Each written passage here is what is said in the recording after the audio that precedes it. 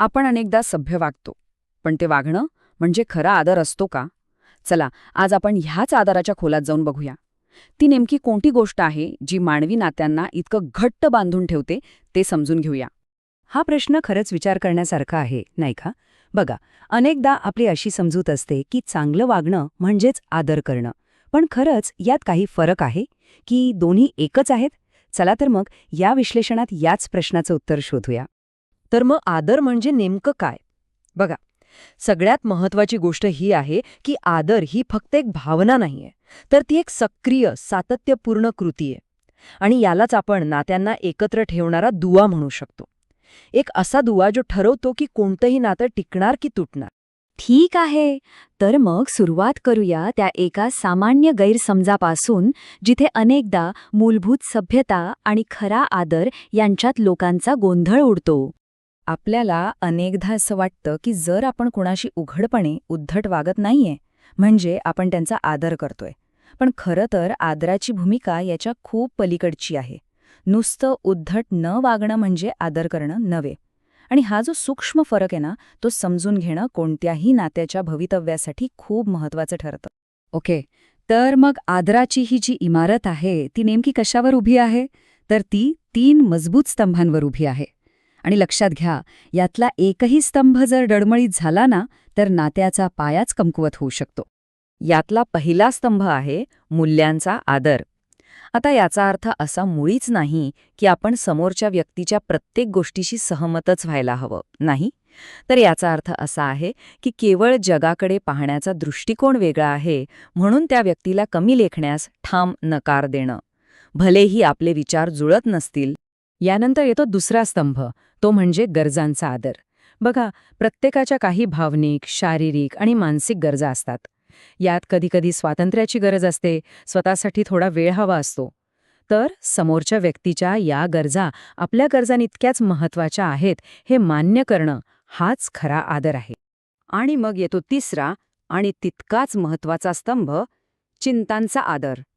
म्हणजे जेव्हा कोणी आपली भीती किंवा काळजी व्यक्त करतं, तेव्हा ती गोष्ट गांभीर्याने ऐकणं खूप गरजेचं आहे. कारण त्यांच्या चिंतांना क्षुल्लक लेखणं म्हणजे नात्यातला विश्वास गमावण्यासारखंच आहे. ठीक आहे, तर हे झाले आदराचे 3 स्तंभ. पण हे सगळं सिद्धांताच्या पातळीवर झालं. आता जरा प्रत्यक्ष कृतीकडे वळूया, कारण आदर हे एक क्रियापद आहे जे आपल्या रोजच्या छोट्या छोट्या वागण्यातून दिसून येतं. तर मग हा आदर कृतीतून कसा दिसतो? चला बघूया.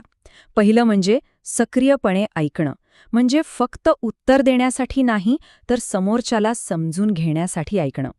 दुसरं, त्यांच्या सीमांचा सन्मान करणं.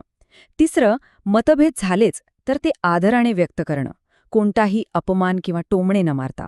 आणि चौथं म्हणजे त्यांच्या स्वातंत्र्याला जपून त्याला पाठिंबा देणं. याच गोष्टी आहेत ज्या आदराचा खरा पाया रचतात. आत्तापर्यंत आपण पाहिलं की आदर म्हणजे काय, पण कधीकधी आदर म्हणजे काय नाही हे समजून घेतल्यावर त्याची संकल्पना आणखी स्पष्ट होते. चला तर मग आता या सीमा निश्चित करूया. आदर म्हणजे काय? तर एखाद्या व्यक्तीला ती जशी आहे तशी राहण्याची, तिचं खरं स्वरूप जपण्याची परवानगी देणं. या उलट नियंत्रण म्हणजे काय? तर एखाद्याला बदलण्यासाठी किंवा आपल्या इच्छेनुसार वागायला भाग पाडणं.